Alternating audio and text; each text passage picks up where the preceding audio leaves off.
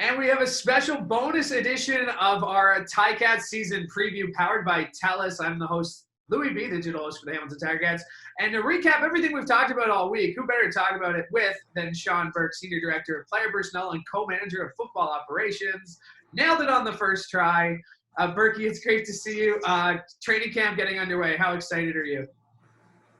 Just really excited. I'd start with, if I'm a bonus guy, you guys need to aim higher for guests. You guys have been killing it this week, and I'm the bonus. That's not living up to the standards. But, we're excited. We've had the guys here about a week now, and, they've done a great job of working with us to follow the protocols that have to be in place for us to get off on the field. And, it's been an interesting dynamic usually for operations and scouts and everything leading into camp. We help facilitate a lot of the guys coming in and out and a lot of the logistics within our organization. And usually by day one, day two of camp, you're a little bit in a fog because of lack of sleep. But we got through those days last week, and we sort of been able to catch our breath and get a lot of stuff done. So it's excited to get on the field Saturday, 2 days away, and just see what these guys have. I just want to get into this because physically we know, we don't know what's going to happen to these guys' bodies after, 20 months off. There's a physical aspect to this, but also mentally. This season is going to be a mental grind. And how important is it having guys like Coach O in the room, guys who are positive and determined? Like, the people you have in the room seem even more important on a year like this year. Yeah, absolutely. Coach O, puts together a phenomenal staff of mixing the right personalities and everyone being unique, but understanding what we have to accomplish as a team. And, the number one thing he talks about putting the staff together is having good people. And he does that. And Drew and myself like to think we do the same thing on our side as well, and within our operations staff. So this year more than others, it's like anything you do. If you don't do something for 16, 18 months, not only physically, but mentally, it's going to be different for the first bit. So there's going to be that. And then there's obviously the mental part of dealing with what each individual team circumstances in terms of COVID in each city, because every province is a little different. And certainly a lot of our provinces in this country are different than maybe the states that the players are coming from. So there's an adjustment that way. But our guys have been doing a phenomenal job. They've been embracing. They just want to play football and get on the field. And, we have a great leadership group amongst our team that have been here a while that will help pave the way for the newer guys. Well said. All right, let's talk about this roster. And all week we were focusing on different position groups. And let's kind of stay within that format. Let's go in order of the way we did the show. So we'll start with the offensive line. A lot of similarities from 2019. Including Mike Filer coming back, but you also are expecting guys like Darius Sirocco, I'm sure, to take another step forward in his development. Jesse Gibbon, I'm sure, is one of those players. But who else are you watching in this offensive line group? Yeah, well, you mentioned a couple names, so I won't go on them. But, obviously Mike and Chris, being the elder statesmen of the group, will have a big impact on the young guys in that room. And just to talk about Chris Van Zyl, of what he's brought to our organization from driving down the road and joining us and helping develop guys like Gibbon, Okafor, Sirocco in terms of how you have to be pros. And Mike echoes the exact same thing as Chris in terms of that knowledge and the grasp of it.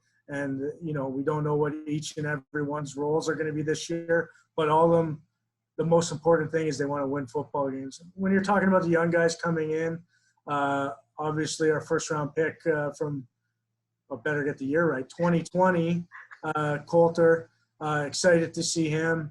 Seen him in flesh the last couple of weeks with him being a local quarantine guy, and to see his body and the type of person he is just reinforced what we believed in him. And then, coming in tackle-wise, I know publicly that, everyone's talking about replacing the left tackle, and Riker did a great job for us for a few seasons here. But Trayvon Tate was here for much of the 2019 season and got a glimpse of the action in the last regular season game. And then we brought a few other guys, Justice Powers, Scotty Dillon, just to compete and go from there and see where it comes. We feel confident. We feel we can bring in guys to help us win, and they can hit the ground running and not miss a step. Scotty is going to be one of those guys that's going to be hard to miss out there at Tim Hortons Field, a big body. But you did mention kind of a Coulter and hit where he's at physically. And something that Coach Gibson mentioned was Coach Ike and how important Coach Ike was in this offseason, particularly with the younger guys on the offensive line. Maybe just talk a little bit about his impact on this team in the last few years, kind of in the weight room and beyond. Yeah, I could sit here and have a whole segment on Ike Brown. Near and dear to my heart. He was part of the organization when I first came in, and we just kept in touch over the years, and we had a staffing change, and sometimes it's just the right time at the right place. And Ike's Tennessee days had ended with them making a coaching staff change, and we had an opening, and it was a complete no-brainer for me to go talk to Scott and Coach June at the time and say, I got the guy. We don't even have to look around. This is the guy. And the thing Ike brings is he's so much more than a strength coach. He's a director of development at Tennessee. He understands what it is to be in these players' shoes. Some of our coaches do, ourselves on the personnel. None of us played at this level, but Ike has. And, he's gone through the steps of being an American that's been on the practice roster, that's had to fight his way on the roster, that's gone through injuries. And just his knowledge and his trust with the players is incredible. And then, we brought him into the scouting staff too. It just shows we want to involve a guy like Ike in the organization more and more. And what he's done in the off season and through, when I talk about off season, the long stretch of time with some of our guys that are local and a big group of our linemen are local is just great. Like Jesse Gibbon, Kay Okafor, Darius Sirocco. Those guys have been working with him 3-4 times a week, and you can see the strides that have made, and he knows when to push and when to give him a little freedom and take a few days off. So just a great asset to our organization. I just want to make sure we give Ike all the shout-outs that he deserves. And, again, this one is one of many, many that he deserves. All right, let's talk about on the other side on defense. Let's talk about your defensive linemen and your linebackers. Again, a lot of continuity from 2019.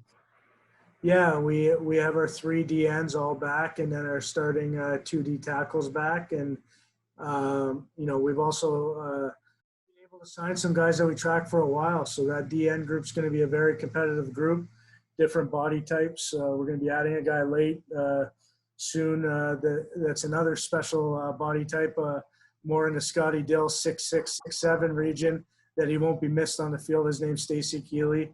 That we've tracked on the Neglis a while, but we have a group of guys coming in to push the guys that have been here, and that's what those guys want. It's what we want.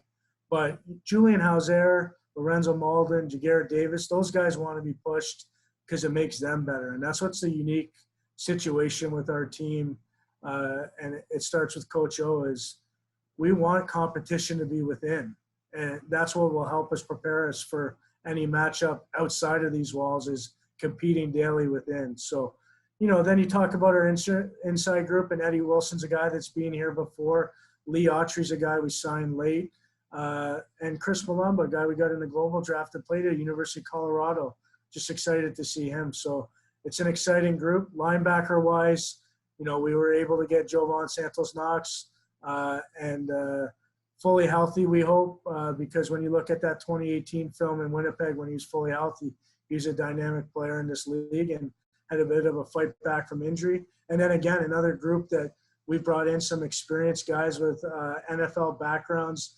Jeff Allison's a guy that was at Fresno State with Coach O. Kyle Wilson's been with various stops in the NFL. And Patrick Nelson is an exciting guy that plays Ticat brand of football if you watch his film out of SMU. So excited to see those guys rolling on the field. I think it'll be a loud group of those linebackers if they take their cues from Simone, and they'll be ferocious and they'll be aggressive. Let's go to the secondary. Probably from the outside, I would say kind of the most questions heading into camp based on the 2019 depth chart to where we are now. Yeah, you don't replace a Dalvin Breaux at boundary corner. whenever we bring in a guy, no matter who was playing there before, you expect them to be them. And no one's going to be Delvin Breaux or no one's going to be Richard Leonard. But we believe we have some good guys going in. We were fortunate enough to have some depth at that group even in 2019, where Jamal Rowe was a DI for us and led our team in interceptions because of getting to place because of some injuries. So he's going to get a chance at that boundary corner spot. And then to sign a guy like Deontay Evans into the mix here that, I formulated a relationship talking to him in the free agent process, and we were able to get him to come down the road and fill in for that. We're excited, but we also got some newcomers coming in.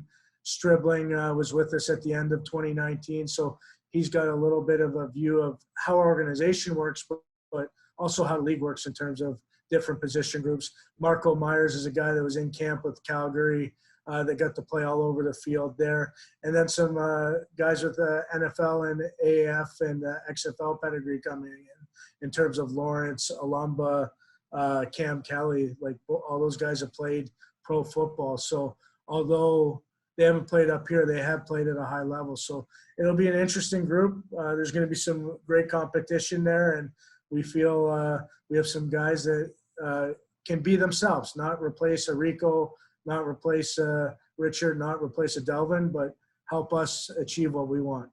I want to put you on the spot here and ask about Frankie, because Frankie Williams, of course, the 2019 Special Teams Player of the Year, but also, showed up on defense. Do you see him playing a similar role, just kind of that versatile, all over the field type of player? Or do you think one way or another he kind of specializes or focuses on one position this season?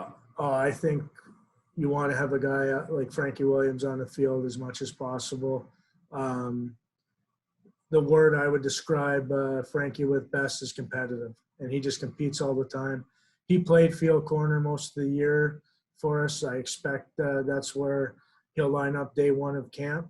But he also played different spots in the back end for us when we had in-game adjustments. He was the guy that moved around and doesn't blink. Frankie Williams will not blink no matter what you ask him to do. Nothing rattles him. Nothing is too big. And, just a guy that is competitive. When you talk about Ticat DNA, he embodies it. Well said. All right, let's move to another group where you have a lot of different players coming from a lot of different backgrounds, guys that have been here for a while, draft picks, and that would be the receivers. A lot of people are going to run down the list and see Braylon Addison, Brandon Banks, Devere Posey, Jalen Ackland, and then stop reading. But there are a lot of names underneath them that are going to be trying to earn their way onto this team. Yeah, that's what you always want is competition, and you want to see guys build on their first year, and we've sort of been waiting to see that build on the first year a little longer than usual. So, you would hope guys like Ackland, Tucker, Jalen Marshall all take a step and come in and compete. And then to get the services back of Braylon Addison, who obviously was a huge part of Coach Condell's offense in 2019, and to have Speedy here again, it gives a solid base. We obviously added Devere, who has a veteran presence, who's played all over the field, that gives us a ton of different options of where we want to line up in terms of everything. And then, like you said, we've added guys, from a Marcus Green and Tim White, who have various NFL spots and could be looked upon as returners here, to Jonathan Duhart, Cam Phillips, Emmanuel Butler. Like the list goes on and on. I'm not leaving anyone off other than I can't sit here all day to talk about them. But each of them are going to be given an opportunity, and that's all a player can ask for. And as I was talking about the other groups, we preach competition in this building. And if it's the type of guys we want here, they'll want to compete against the guys for their jobs, and they'll embrace that, and they'll all work together because we're all working towards one common goal. And that brings us to the last kind of position group that we focused on. And I'm not even going to ask the question, because as much as people are going to try to make it a storyline, yes, it is a competition. Someone will be quarterback one. There's really no point of going into that. I hope you don't mind if we're just going to move past that, because really what's been said has been said about 100 different times by 100 different people. So I want to talk about the running backs, because Don Jackson was someone I remember talking to you in February of 2020 after you signed him in free agency, and he said, this guy's motivated, this guy wants to be here. I talked to him last week. Really excited to be here. Yeah, at that position group, we have multiple options to go ratio-wise with who we have in-house. And Don's a guy that we targeted in free agency that got nicked up a bit in Calgary and might have lost his chance a bit there because of other guys stepping up there. But when he was on the field for them, was productive, ran the ball the right way, different type of back than we've had here in the past. And then, we brought in a Byron Marshall, who's played with various NFL teams and played with Braylon at Oregon, was a 1,000-yard runner and a 1,000-yard receiver there. So he gives us a different set of guy. And then Wes Hills is sort of that big bruising back. When fans see him, he's going to look how you want leading off the bus. He's the type of guy that you want leading. So, and then we have our Canadians that's shown when given the opportunity. Malik, Jackson, and Shawn all gave us great reps in game and produced. So, it's a group that we have flexibility with, that we're excited to see how it plays out and goes from there. And it's not too often we talk about a tight end group in the CFL, but here we are talking about two of them. Let's talk about the Nicola, who of course is here last year, and then bringing in Burke here. Jake Burke, a first overall pick, 2021. These guys play a similar style. How do you see them kind of working together on the field? Well, I think most of all it gives Coach Condell a ton of different options to get creative with what he wants to do. And it's totally always up to the coaches of how they want to use the personnel. But I don't see it being an issue of utilizing them. Both of them, I think, will be members of our special teams units as well, where we're getting 3 or 4 teams out of each of them because of their body types and sizes and desires. Nicolo's coming in great shape. Just saw his medical report. Bert's quite a bit lighter than he was at Boston College, just because we're going to use him different, and he understood that. So both of them been working hard. It's never a bad problem to have multiple options at any position group. And the other guy I'd mentioned in that group was our 5th round pick, Felix Grand-Gauthier, who has a chance to come in and compete at training camp and earn a spot on our roster via special teams as well. So definitely have some depth there, but most of all gives us options to not lose packages if something happens to one of them, do different packages, and also improve size and length on special teams in terms of what we're trying to do there. Coach O had a great line when him and Simone were speaking earlier this week, and he said, it doesn't matter. Obviously we want as many fans there as possible. Doesn't matter if it's sold out or 2,000. You play for the logo that's on the field. And just wanted to ask you about where you're at, where the club's at. We're hoping to have fans back. Is there anything you can update us on with that? Oh, I've been in this bubble of football operations, so you'd be best getting Scott or Matt on one of these bonus ones for that. But what I will say is we love our fans. There's a special attachment between our city, our fans, and our players and our organization. And I was on a Zoom call earlier today addressing the team, and one of the things I said was, I believe the Ticats are a fabric part of this community. And when we're playing well, the community's doing well.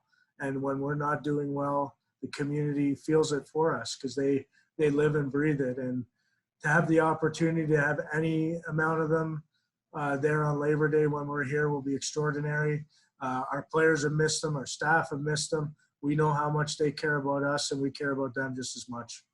Burke, extremely busy time. So any second I get to chat with you, I appreciate. So thank you so much for doing this. Thanks, Louie. Appreciate you.